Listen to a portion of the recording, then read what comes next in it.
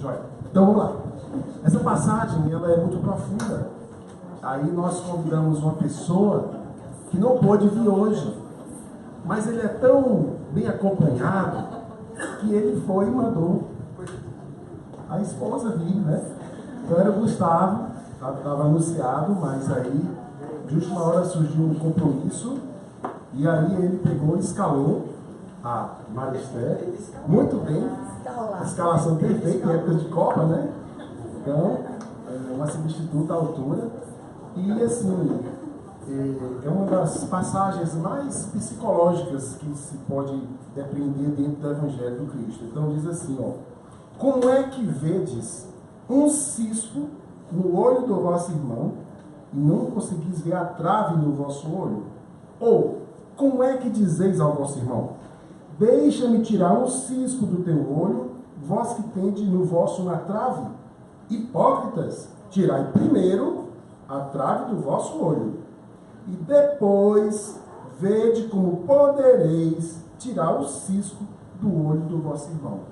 Passagem de Mateus, capítulo 7, versículos 3 a 5.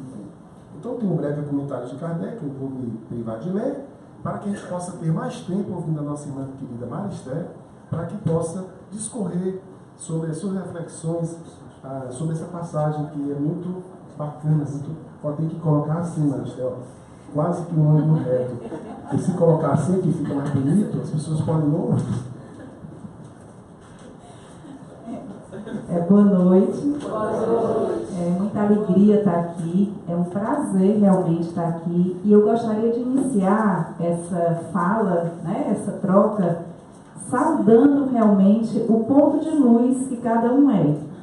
Que nesse momento a gente possa realmente se reconectar que nós somos centelhas divinas, centelhas de Deus. Aquiçar de toda a nossa sombra, de todas as nossas distorções, de todas as nossas imaturidades, nós somos pontos de luz, somos fagulhas de luz. Todos nós, toda a criação, todas as espécies, temos lá a centelha divina. Então, agradecendo a esse convite, que foi um convite meio torto, né? Porque era meu marido, aí estou aqui eu, a parte feminina do Gustavo, Maristé, nesse momento. E aí eu gostaria de perguntar a vocês qual é o significado de argueiro. Quem é que sabe? Literal, assim, lá no dicionário. Pode ser um chute. Se coçar o cabelo, eu vou dizer que tu está levantando a mão. É uma coisa muito pequena. Literalmente no dicionário tem falando pequeniníssima. É algo quase insignificante. Olha o mestre, olha a maestria desse ser que com todo o seu potencial divino realizado esteve aqui nos ensinando. Né? Um grande terapeuta, uma sabedoria inigualável. Ele fala, antes de tirar o argueiro, que é aquele cisco pequenininho, é uma parte orgânica mínima, quase que imperceptível. Antes de tirar do teu irmão, olha para ti, olha para o teu olho, olha para o teu interior. O próprio Cristo, ele falava que se o teu olho tem luz, todo o teu corpo tem luz. A janela da alma. Então, olha para o teu olhar. Olha para aquilo que está distorcendo a tua visão. Olha para aquilo que está deixando a tua visão turva, indiferente, distorcida. E fui lá no dicionário também, né? E o que é trave? Em época de Copa do Mundo, a gente só lembra de gol, né? Eu só lembro da trave dos goleiros. Falar nisso, eu quero fazer uma reparação, que no último jogo da Argentina, eu orei pela Argentina. Vocês acreditam nisso? Estava lá eu, Messi, vai lá, Messi, faz teu gol. Orei pela Argentina. Não é só boi e só mar. Agora, devo confessar que gostei da Alemanha ter voltado. Uma semana você reza pela Alemanha. Pronto, vou rezar depois. Estou em processo de evolução. Então, trave quer dizer o quê? Algo muito grande, grosso, algo que realmente pode ser um tronco. Literalmente, lá no significado mesmo, tem tronco, pode ser um tronco, que pode servir, inclusive, para a construção, que é o que a gente chama viga, né? As nossas vigas, as nossas estruturas. Então, quando Cristo dá esse exemplo, ele diz: olha para ti, olha para dentro do teu interior. Séculos e séculos depois, ainda nos meados do início do século XX, vem um psiquiatra vienense que vai nos descortinar o mundo interno, o mundo da psique, leis psíquicas antes desconhecidas, Sigmund Freud, que ele vai nos falar de mecanismos de defesa. Ele revela que nós temos o inconsciente, uma parte nossa negada, colocada à sombra realmente, mas ele vai falar de mecanismos de defesa, para que a gente muitas vezes não veja a nossa profundidade, muitas vezes não desça nas nossas interioridades. Mecanismo de defesa do ego. Entre eles, ele vai citar a projeção. O que é a projeção? É quando eu olho no outro o que são aspectos meus, da minha individualidade, e aquilo é tão inaceitável para mim, para a minha autoimagem, que eu olho e vejo no outro. Eu exagero no outro. Esse mecanismo, Cristo já está falando lá atrás, quando ele diz: olha primeiro para ti. Não adianta você projetar no outro a tua sombra, a tua necessidade de reforma, necessidade de autoconhecimento, porque primeiro você tem que olhar para si. Isso é muito útil para todos nós, principalmente para quem usa a palavra, para quem é terapeuta, para quem é médico, para quem assume aspectos religiosos ou terapêuticos, porque nós precisamos olhar primeiro para nós, para a nossa própria sombra, para as nossas próprias tendências negativas, para poder, a partir desse momento, acolher esses aspectos, nos tornarmos conscientes deles, para que possamos nos renovar, para que possamos nos transformar, passo a passo, porque a transformação, ela não é imediata, ela requer primeiro que a gente tome consciência, que a gente aceite aqueles aspectos, que a gente incorpore aquele aspecto como sendo nosso e não do outro que eu vejo tão em potencial.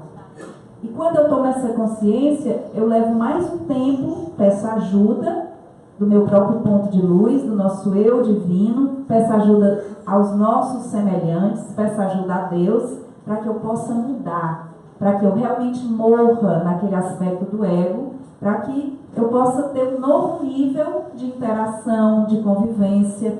Essa é a mudança possível a cada um de nós. E o Cristo, naquela época, já falava desse mecanismo, né? Tira primeiro a trave do teu olho, olha para si.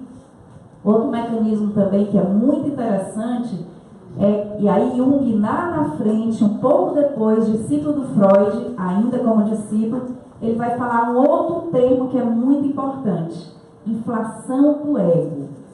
O que é isso, né? Inflação do ego. Jung era um discípulo amado, realmente o Freud tinha o Jung como seu sucessor. Só que Jung tinha uma profundidade ainda maior. Ele tinha um aspecto espiritual, um aspecto que ele já viu no inconsciente coletivo, os arquétipos. E ele lança um artigo que, naquele artigo que ele escreve, ele diz: meu analista, meu mentor, que seria Freud, vai romper comigo. Depois desse artigo, realmente nós não vamos mais caminhar juntos.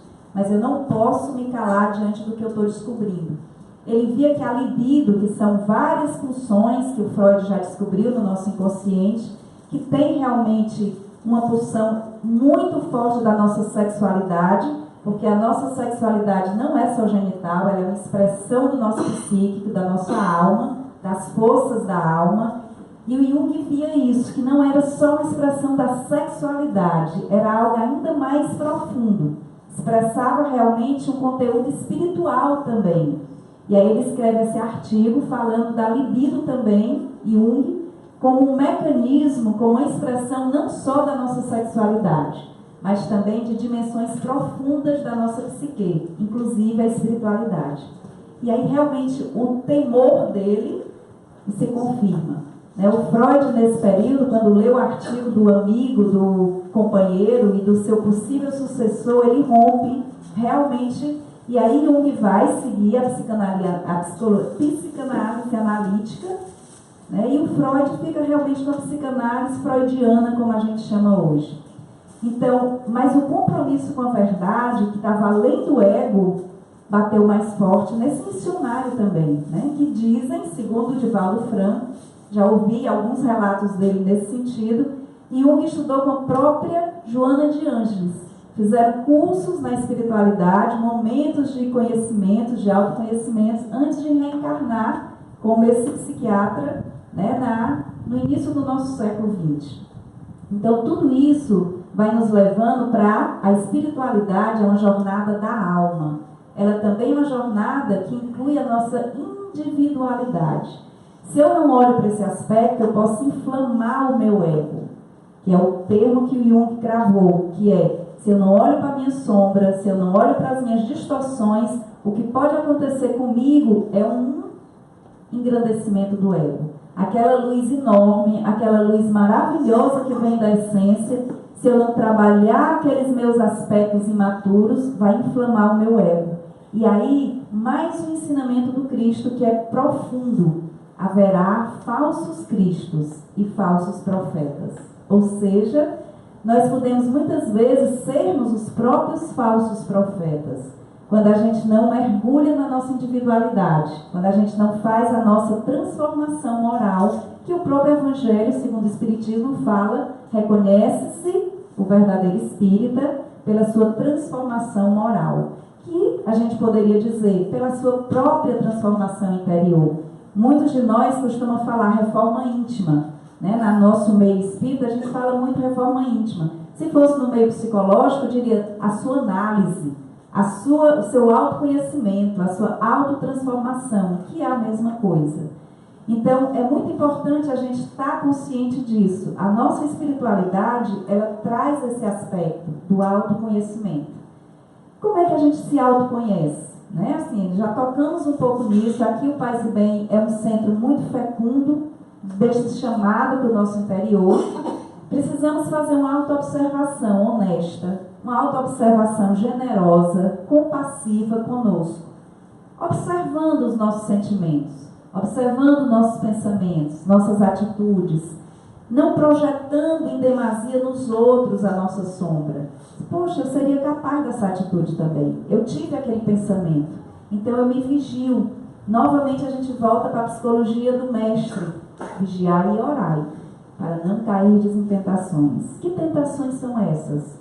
Todas as nossas tendências que a gente vem trazendo de várias e várias encarnações. Tudo que está na nossa mente. São tendências que nós viemos para trabalhar. Muitas vezes nos distraímos quando chegamos aqui. Qual é o objetivo de estar aqui? Assim, muitas vezes a gente se perde nesse objetivo. O Divaldo Franco, ele costuma falar muito que é mudar o padrão mental. Nós chegamos aqui com o padrão mental, aquela frequência vibratória, que é o somatório dos nossos pensamentos, nossos sentimentos, nossas atitudes, e o objetivo de estarmos aqui é sairmos com esse padrão mental mais elevado. É a gente realmente fazer essa transformação na nossa própria energia, na nossa própria individualidade. Se a gente está o tempo todo fora, nós vamos esquecer tanto da luz que nós somos, dessa centelha divina que cada um é, como também de fazer essa transformação dos aspectos que ainda não estão nessa vibração. Trazer todos esses aspectos para a clara luz, para a luz crística. Para o budismo é a clara luz. Para o Cristo é a luz crística, é a centelha divina, é o âmago do nosso ser. Para o Pessoa, que seria eu superior. Todos falam dessa centelha, que é o caminho que o Jung coloca de individuação. Quando a gente integra a nossa sombra, quando a gente integra o nosso masculino e feminino e quando nós reconciliamos os opostos.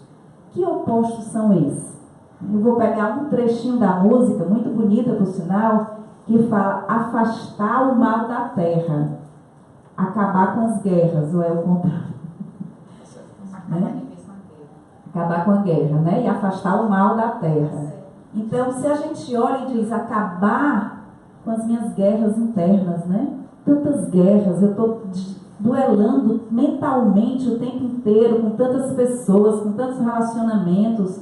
E afastar o mal da terra não é da terra física somente. A terra física é uma projeção de todos nós. Nossos pensamentos, sentimentos, ações, ela é realmente uma projeção do nosso interior, de todos nós. Então, é também fazer isso dentro de mim, o mal que está dentro de mim. E o mal, em última instância, é a ignorância.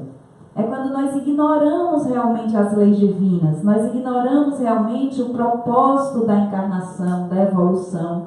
Tomamos atitudes, e aí eu preciso falar disso porque me emocionou muito vendo e ouvindo um jovem espírita, 28 anos, da idade do meu filho mais velho, e de uma profundidade ímpar, né? Arthur Valadares, um jovem muito talentoso, muito profundo, e ele falando numa dessas palestras das várias vidas de Emmanuel, desse espírito tão caro a nós brasileiros, mentor do Chico Xavier durante a sua encarnação.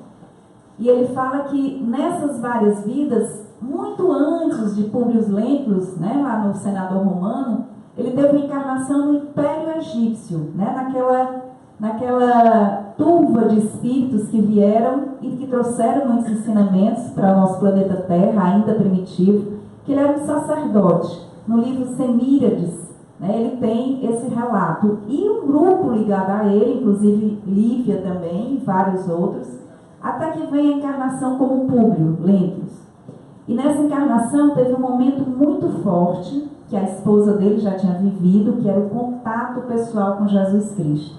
A esposa dele, Lívia, realmente tinha se entregue, né, completamente para aquela emanação crística, para aquela sintonia com aquela vibração daquele ser que realizou Deus nele, realizou completamente o Deus, a luz divina dentro dele.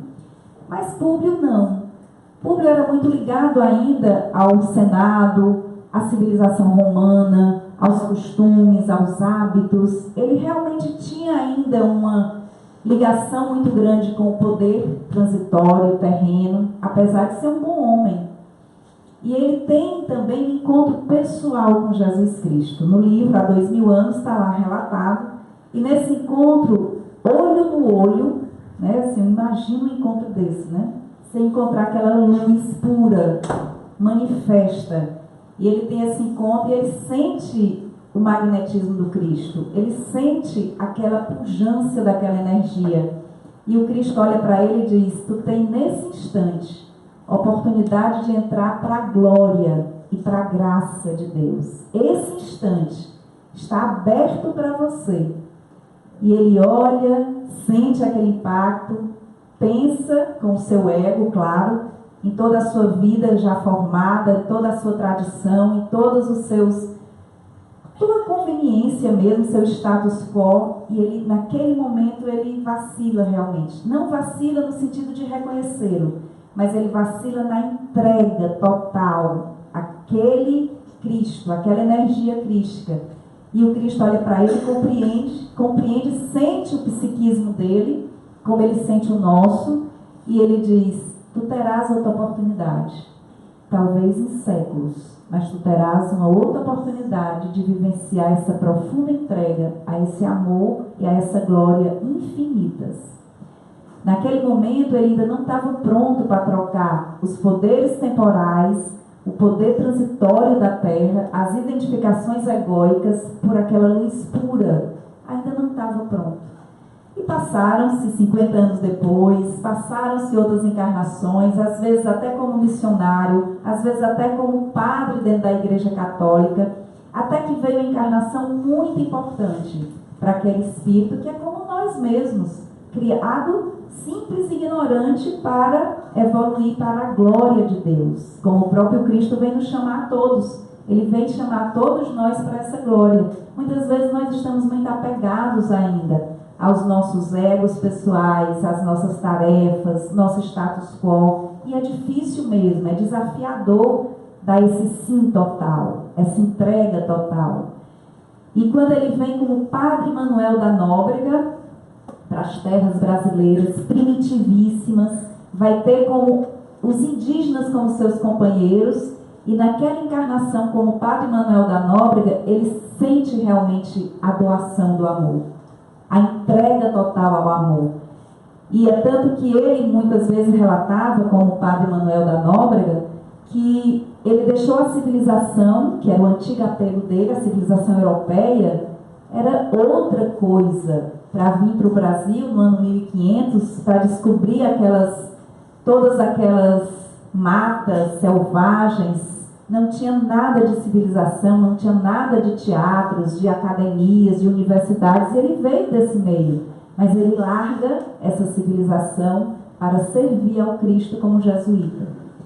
E chegando nas nossas terras brasileiras, eles realmente têm um impacto muito grande, mas o coração dele como que se abre completamente à entrega, ao serviço do Cristo. E temos realmente ele como fundador, né, da cidade de São Paulo. E dizem que esse nome Emmanuel, que a gente chama tanto como o mentor do Chico Xavier, veio muito desse contato dele com os indígenas. Que para os indígenas ele era Manuel, e muitas vezes os indígenas diziam, Manuel. E acabou, né, a gente tendo esse psiquismo, esse som de Emmanuel ou Emmanuel, como um grande mentor do Chico Xavier, um espírito amado, e que se você pegar uma obra de Emmanuel, você vai ver todo esse chamado interior. Todo o chamado para voltar-se para dentro, para olhar para dentro do seu interior, para fazer as mudanças internas. Nesse momento ele já está completamente entregue ao chamado do Cristo. E assim como Emmanuel, é como qualquer um de nós. Todos nós somos chamados a essa entrega, a essa renovação, a essa transformação. Para isso temos que tirar a trave que está nos nossos olhos. Os preconceitos, os vícios. Vícios não são materiais, é viciações mentais que são as mais fortes. Temos que realmente deixar de projetar tanto para fora e voltar para o nosso interior. Eu estou aqui tentando administrar o tempo, porque tem uma parte muito importante que eu quero compartilhar com vocês, que é, na cultura budista, especialmente no budismo tibetano, temos lá um livro onde se trata exatamente da transição da vida física para a vida espiritual. E é um grande ensinamento para a nossa vida física mesmo. É um momento onde, no pós-morte ou na morte, os lamas, os monges, eles vão lembrando para aquele que está fazendo a transição o que realmente importa.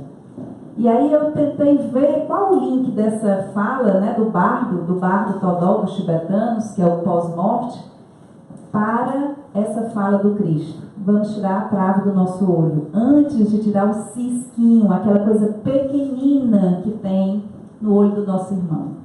E aí o que o budismo tibetano coloca? Que na hora da morte, especialmente, é onde a gente está nu. A doutrina espírita também nos fala isso muito bem. Na hora da morte, nós estamos diante de nós mesmos. As ilusões começam a cessar, os nossos preconceitos, e o nosso ego pessoal, vai viver um momento muito importante, que é de morte e renascimento. Morte para as ilusões que nós somos, que nós construímos, e renascimento para a verdadeira realidade, que nós somos ponto de luz, que nós somos seres eternos, que nós temos sombra também a ser trabalhada. Então, no final de semana passado, eu tive a oportunidade, né, uma mentora minha que está aqui na plateia me indicou esse curso e eu fiz. E aí eu disse, eu gostaria muito de dividir isso com todo mundo que eu conheço. Eu gostaria muito de dividir. Não vamos fazer ele todos, são 7 bardos. Nós vamos fazer um bardo. Olha que coisa linda, que palavras sábias. Eles fazem isso dentro da cultura dele como uma preparação para que você tenha um novo renascimento mais feliz. Ou então atinja a iluminação. Mas em todos os bardos o que é dito? Tudo é uma projeção da vossa mente. Tudo é uma projeção da vossa mente. Inclusive, quando você encontra a clara luz, que é a luz da essência, que é a luz crística, funda-se a ela, se entregue a ela, relaxe, só não se apegue. Tão parecido com o que o Tom falou, né, daquela música como Onda do Mar, não se apegue. Quando vierem também projeções da sua sombra, quando vierem também projeções de medos, não se apegue. Deixe chegar e deixe passar. Então, isso não é só para a morte, nem para os pós-morte, é para agora, é para a vida de agora, que a gente vive essa vida com menos apego, com menos rigidez, com menos identificação com o nosso ego, porque tem muitas esferas muito maiores do que o nosso ego. Que nós possamos ser instrumentos, canais também, de algo que está além do nosso ego, além da nossa construção de identidade de gênero, de identidade socioeconômica, de identidade familiar, daquilo que eu conheço, daquilo que me é familiar. Que a gente possa também, a partir da vida física, se abrir para o que está além do nosso controle, que é a coisa mais importante, né? Nós não controlamos a vida de Deus, nós não controlamos o fluxo divino, ninguém controla nem a sua própria morte. Aí como é que a gente quer controlar a vida dos outros? Eu sei que aqui ninguém quer, né? Ninguém tem essa necessidade. Mas como é que a gente quer controlar a vida dos outros? Se o mais importante, que é para os budistas, eles realmente acreditam nisso, e eles trabalham isso. O momento mais importante é a morte física, onde eles procuram estar conscientes, alinhados, para que ou eles naquele momento recebam a iluminação ou tenham um renascimento mais feliz. Dalai Lama brincava muito num grupo que eu estava participando lá na Índia, no norte da Índia, que ele dizia assim: vocês ocidentais são iguais crianças quando fala de morte. Em outros aspectos somos muito desenvolvidos, né? Mas morte é igual criança. Você diz assim, nem fale nesse nome para não atrair, né? E eu vou me esconder, eu não quero nem saber, como se isso não fosse uma realidade. Ele diz que é um dos momentos mais importantes. E realmente, pelo relato dele, assim, ele diz que todos os dias ele faz essa meditação. Todos os dias ele faz a meditação do Bardo Todol, que são as etapas do morrer e do pós-morte. Porque ele diz que quando chegar esse momento, ele quer estar muito lúcido e consciente. Para quando ele perceber a clara luz, que é uma projeção da própria mente, a nossa luminosidade base da nossa mente, projeta uma luz muito clara. Que ele diz, quando você vê, quando eu estiver no meu bardo, eu quero infundir a ela. E a gente nem imagina isso, né? Nós vivemos uma vida como se a gente nunca fosse passar por essa transição. Mas como Deus é muito misericordioso, Ele nos manda várias pequenas mortes.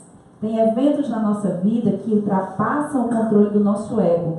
E aquele momento nos traz uma nova vida. Nós não somos mais os mesmos depois daqueles momentos. Vocês já passaram por isso? Alguns eventos que você diz, eu sou outra pessoa depois daquilo. Ou então é antes e depois daquele evento. Porque são pequenas mortes. Nosso ego, ele vai morrer mesmo. Algumas vezes ele vai ser desafiado na sua onipotência, no seu senso de controle, de segurança, tudo falso. Mas ele vai morrer para que uma nova vida se abra. Ou então, nós vamos passar uma encarnação extremamente infeliz. Porque nós não queremos deixar ir aquilo que já foi. Não é nem que não vai, não, já foi. Eu que não quero deixar ir. Vocês conhecem relacionamentos onde se está enganchado há anos e anos, não é nem que já morreu, não, morreu, mas eu não deixei ir. Seres queridos, entes queridos, que eu me prendo naquilo, não podia ter acontecido, comigo não. Aí muitas vezes a gente se pergunta, e por que não, né? Por que não pode ser comigo? Pode ser com todo mundo, que não pode ser comigo?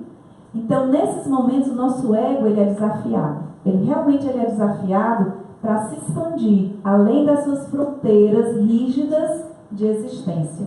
E algo muito maior acontece. Para isso, a gente tem que relaxar. Para isso, a gente tem que confiar e se entregar. Então, como nós vamos fazer? Vocês topam fazer um pequeno treino só do primeiro bardo?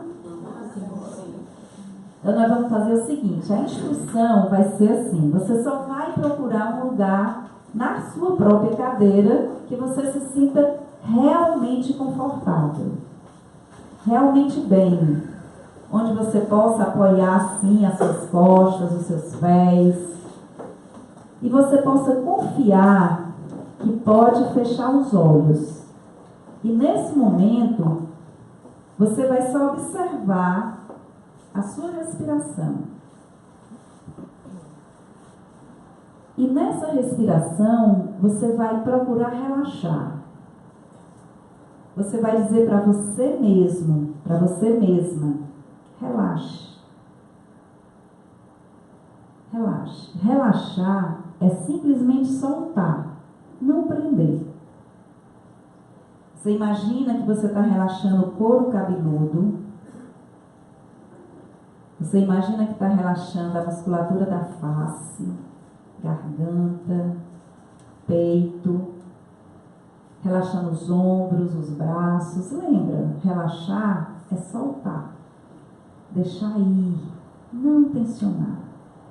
Relaxando o abdômen, nádegas, pernas, coxas, joelhos, pernas, até os pés. E você, nesse momento, você vai ouvir a primeira leitura do primeiro bardo, que dentro da sabedoria tibetana, ela é feita durante 7 dias. Ó amigo, o tempo caminha em direção a ti, para te levar a novos horizontes, a novos planos de realidade. O teu ego e o teu nome estão em jogo de acabar. Estás pondo-te em frente à clara luz. Tu estás experimentando esta realidade, no estado de liberdade do ego, onde todas as coisas são como um imenso céu vazio, sem nuvens. Tudo é uma projeção da tua própria mente.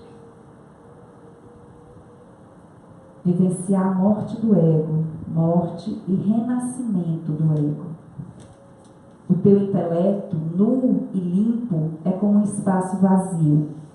Nesse momento, conhece por ti mesmo e habita nesse estado.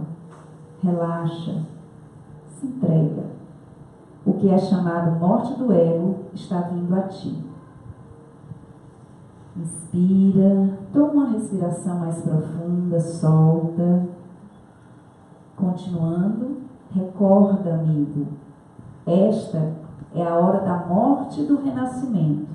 Aproveita essa morte temporal para atingir o perfeito estado. Ilumina-te. Concentra na unidade de todos os seres vivos, mantidos todos sobre a mais clara luz. Relaxa.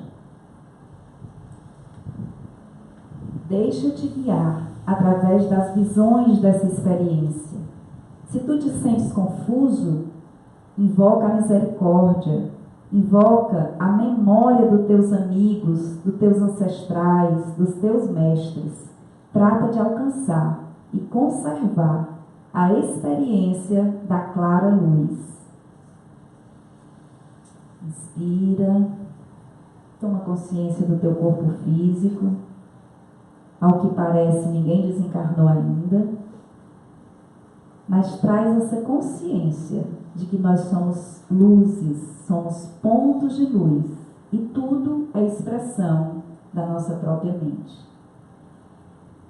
Para concluir, sem pressa, você pode continuar de olho fechado se quiser, pode abrir os olhos se quiser. Há poucas horas antes de passar pela transição do corpo físico para o mundo espiritual, o nosso grande mentor, amigo e mestre querido, Francisco de Assis, esse sol de Assis, ele recitou, criou, expressou uma das preces mais lindas, que a gente chama o Cântico das Criaturas. A importância dessa oração é que foi pouco antes dele morrer, poucas horas antes de morrer. Altíssimo, onipotente e bom Senhor, teus são louvor, a honra e toda a glória, e homem algum é digno de te mencionar. Louvado sejas, meu Senhor, pelo nosso irmão Sol, que de ti, com grande esplendor, ele é a imagem. Louvado sejas, meu Senhor, pela nossa irmã Lua, tão linda hoje nesse céu, e as estrelas. Louvado sejas, meu Senhor, pela nossa irmã Água, tão pura, preciosa, casta. Louvado sejas, meu Senhor, pelo nosso irmão Vento, por essa brisa que nos envolve, que nos alimenta e que nos sustenta. Louvado sejas, meu Senhor, pela nossa Mãe Terra, com seus coloridos frutos, flores e ervas. Louvado sejas, meu Senhor, por todos aqueles que perdoam em nome do teu amor e que suportam enfermidades, tribulações, sem murmurar. A morte não os fará mal. Louvado sejas também pela nossa irmã morte corporal, que homem algum escapa. Felizes aqueles que a encontrarem em paz. Louvado sejas, meu Senhor. Louvado sejas por todas as tuas criaturas. Que assim seja.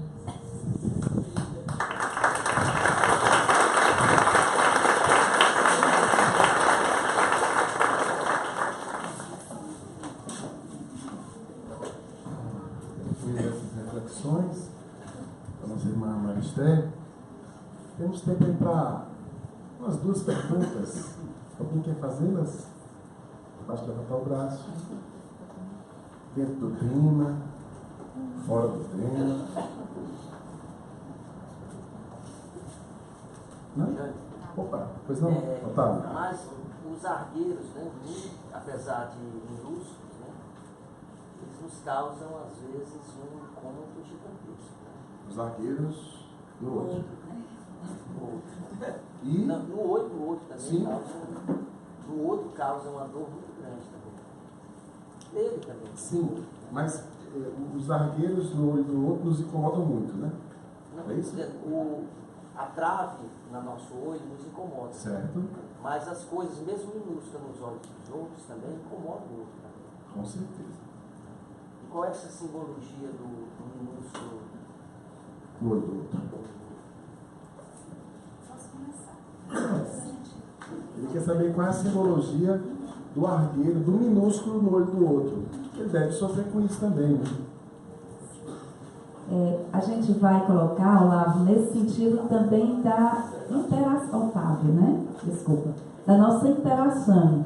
Né? Quando aquele cisco, por menor que seja, pequenino, me incomoda, muitas vezes eu posso parar e dizer assim, e eu no lugar dessa pessoa? Quais são minhas reações? Será que as minhas reações seriam iguais ou até muitas vezes maiores? Porque aí entra a necessidade da nossa renovação interior mesmo, da nossa tolerância, da nossa compaixão. Porque eu posso me colocar no lugar daquela pessoa que eu olho e digo assim, eu vejo esse cisco nesse olho aí, mas eu no lugar dela, como é que eu reagiria? Ou dele, né? Pode ser, é uma hipótese, que eu seria até pior. Porque a trave no meu olho é muito grande, é gigante, né? Como diz lá na trave, que é algo comprido, grande, grosso, pode ser que eu naquele lugar realmente reagisse até pior. Então, daí a necessidade do nosso autoconhecimento, da gente se colocar no lugar do outro, de ter empatia e julgar menos, né? Porque realmente, se eu estiver naquele lugar que está me incomodando, como é que eu reagiria? E aí é importante a gente olhar, será se eu realmente sou pacífico quando alguém me provoca, quando alguém faz algo que mexe com o meu brilho, com o meu ego? Será que eu sou realmente pacífico? E se não for, está tudo bem também. Só preciso tomar conta e trabalhar a minha trave. Eu vou pedir um complemento, né? Se você não tiver ainda abastecido. Beleza. Mais alguma questão? Não. Então, aqui. Opa! Nosso amigo Charles, não. Foi por causa da luz, né? Tipo, opa, por que surgiu aqui? Não, Charles. Boa noite a todos. Boa noite. Então, a Maristé falou sobre o lidar com a morte, a dificuldade da gente no mundo ocidental de lidar com a morte. Eu queria escutar dela como começar hoje a lidar com isso. Ela deu aí algumas dicas, mas como lidar com a nossa e como lidar com a morte do outro. A gente percebe uma dificuldade muito grande nas pessoas, né, de lidar com o que seria, vamos dizer, o término de uma história pontual e não o término de tudo das pessoas. Então, como lidar com isso? Você foi citada nominalmente, só faltou dar o seu CPF para que você respondesse. Como lidar com a própria morte e com a morte do outro, sobretudo quando a gente ama muito o outro, né? É bom a gente colocar o tema morte na nossa vida, porque o tempo inteiro a morte e renascimento, o tempo inteiro. morte da criança, nasce o adolescente, morre no adolescente, nasce o adulto, o tempo inteiro, são ciclos, ciclos. E a morte, na verdade, do jeito que a gente introjeta, é uma grande ilusão mesmo, mas é uma ilusão que dói, né? Meu pai morreu em 2010. Aí eu vou contar esse pequeno segredozinho para vocês. Eu tenho vergonha, mas ainda vou contar. Menos de um mês depois que ele faleceu, ele apareceu para mim, em sonho mesmo. E aí, naquele sonho, eu estava indo de novo no caixão dele, pegando no rosto, né? Como eu velei o corpo dele. Só que ele se levantava do caixão. Eu tomava um susto tão grande, mas tão grande, que, como diz aí no interior, eu meti o pé na carreira, né? E aí ele pegava meu braço, pegava mesmo, eu sentia ele pegando meu braço, e ele dizia assim: eu estou vivo. Cadê a sua espiritualidade? Cadê a sua psicologia, menina? Eu estou vivo. Então eu introjetei muitas experiências negativas sobre a morte. A morte é o quê? Uma despedida. Né? Eu fui criada na igreja católica, eu sou católica de formação, descobri e me entreguei e me interessei pela doutrina espírita com 21 anos, mas a minha formação toda foi que morte é morte, ou vai para o inferno, ou para o céu, ou fica no purgatório. Então, experiências em mim ligadas ao morrer era de uma separação e uma imobilidade. E ele dizia: isso tudo é ilusão, você não sabe, você não estuda isso nessa sua nova fé? Me dava um mau caramba, como se diz no popular. Então, claro que as nossas ilusões nos causam sofrimento, mas a gente tem que buscar a verdade. Gradualmente a gente tem que sair da ilusão e ir para a verdade. A morte é um ciclo, é uma transição, não é um aniquilamento. A morte de um relacionamento também não é aniquilamento, é uma nova etapa para novas experiências, novas descobertas. Então nós precisamos realmente nos abrir para essa realidade, que tem ciclos, e eles iniciam, e eles finalizam, e abrem-se outros. E trabalhar nossas ilusões, porque elas nos fazem muito sofrimento.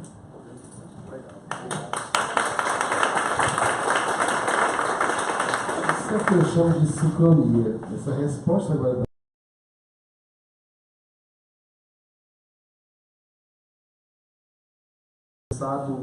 no dia 26